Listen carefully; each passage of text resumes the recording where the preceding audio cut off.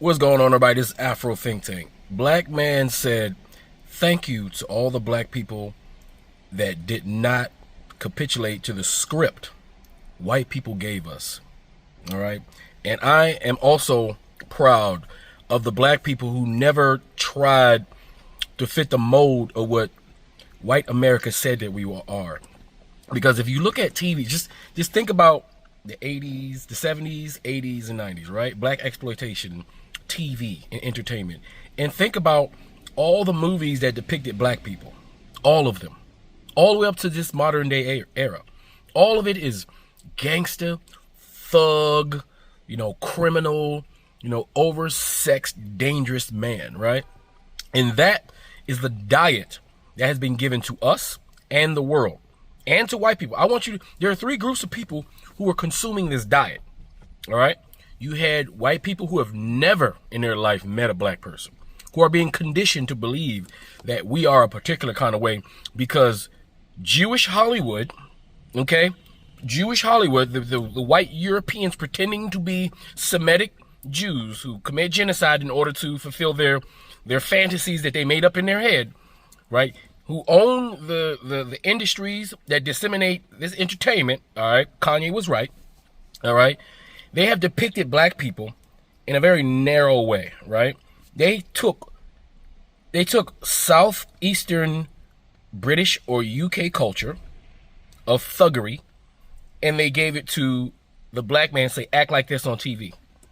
Act like this on TV and I'll pay you, right? And of course, what do? We act like that on TV because they said they was going to pay us, right? We try to get money, right? And before you know it, all white people in middle America think, when they think black, automatically in their subconscious, dangerous, sex-crazed, violent, criminal, who is a pariah of his community, right? That's the depiction. Now, look at what we have now. We evolved from black exploitation in the 70s, black exploitation in the 80s, black exploitation in the 90s with Menace to Society. Menace to Society was the worst movie black people ever participated in. It was the worst. You had Juice, all these different movies that just depicted us as crazy, dangerous, bloodthirsty savages that should be stayed. Like, if any of that was true, at which they depicted us, I wouldn't blame anybody for staying away from us, who were being fed that diet. All the continental Africans, all those grandmamas and those mamas who were told by the white man to stay away from black people were already conditioned in Africa when they were watching us on TV to believe that those particular Africans in America are dangerous, criminal, sex-crazed maniacs that everybody should stay away from because you cannot trust them. They will hurt you. They have no morals at all. That's what was programmed into Africans to believe that we are. That's why I don't get mad when ignorant Africans say things about me, because I understand where it came from, that they're just programmed, right? So, I get mad sometimes, but I understand where it's coming from, so I see the big picture, right? So I don't get pigeonholed into useless conversations or into non-productive conversations, right? Or I don't fall into the diaspora wars because I understand the ignorance coming from Africans. I understand the ignorance coming from Caribbeans because we all, listen, African Americans, African Caribbeans, Afro Latinos, we all, Afro Europeans, all of us was watching the same media, the same movies, the same everything. And we all learned about ourselves the same way. Why do you think African Americans sit back and they feel like, you got some men that feel like they have to be the thug. They have to be the gangster, or their society won't, or their peers won't accept them. They have to be, gang hippity-hoppity culture. They have to rap black culture in hip-hop because it's sellable. People, those same people who own our depiction are selling it because it's attractive to everybody else. Because when we commit thuggery, right, we just look better at it. Unfortunately for black people, we make everything look good and entertaining no matter what we do. Even if it don't belong to us, we make it look good and entertaining, and people rather watch us do it than others. Right, so, this video is very powerful with this black man speaking, and it's true. And we are the ones now that we can control the media. We can control how we depict it. We need to change the narrative and show real black culture and not the black culture that we know those boys in suits with the yarmulkes tried to disseminate throughout the world. Anyway, you tell me what you think in the comment section. It's Afro Think Tank. Learn something, teach something. I'm out. They spent 2 decades writing a script for what black people were supposed to sound and look like. Some of us never did learn our lines. Now, this ain't my usual seat at the table. I usually don't stop for this one. But y'all, some things earn a pause. Think about what the 80s and 90s actually fed us. NWA and the Headphones, Boys in the Hood, Juice, New Jack City, South Central, Dead Presidents on the Screen. Then Menace to Society, Set It Off, Clockers. Then it was The Wire, Paid in Full, Belly. Then Empire, Power. Then Snowfall, Gang Wars, Drug Rings, Chains and Corners, over and over again for damn near 40 years straight. A story told so many times over and over again, it stopped feeling like entertainment. It started feeling like an assignment. Like somebody was trying to teach us what quote unquote real was supposed to sound and look like. But a whole lot of us never did the homework. Some of us knew early. Some of us figured it out later.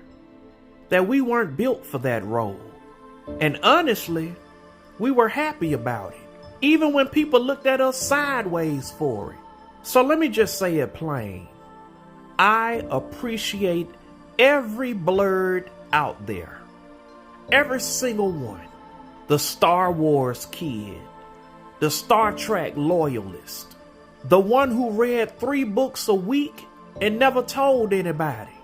The one who loved science and math way more than they cared about being cool. The IT person. The anime kid. Dragon Ball Z. Naruto. Gundam. Cowboy Bebop. Full Metal Alchemist. Sailor Moon. All of them. The one who grew up on Zelda. Metal Gear. Super Metroid. Final Fantasy. Chrono Trigger.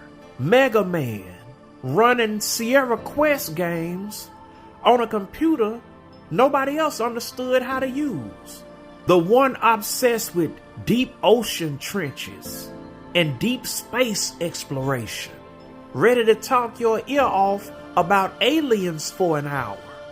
Dungeons and Dragons, every fantasy world y'all built because sometimes the real world was a little too heavy to carry. Comic-Con, Dragon-Con, the whole entire tribe of us. Du Bois talked about double consciousness, looking at yourself through 2 sets of eyes at once. The Blerd carries a third, black enough to get questioned, nerd enough to get dismissed, and still whole enough to never apologize for either one. Susan Cain wrote a whole book about the strength hiding in the quiet ones. She wasn't even talking about us, but she could have been. Shrugging off the pressure to be someone else's idea of real, that's not weakness. That's God-tier strength. And for the ones who picked up the Blerd mantle late, after the mistakes, after the detour, welcome home. The peace is worth the wait. This one's for the readers, the history buffs, poetry, especially Greek mythology and Egyptian mythology. The ones who look at the black condition and reach out for solutions instead of despair. Y'all were never the side character. Y'all were the range of black excellence. Send this to a Blerd in your circle who needs to hear it today. Drop your Blerd thing in the comments. Anime, science, tech, gaming, whatever it is, wear it loud.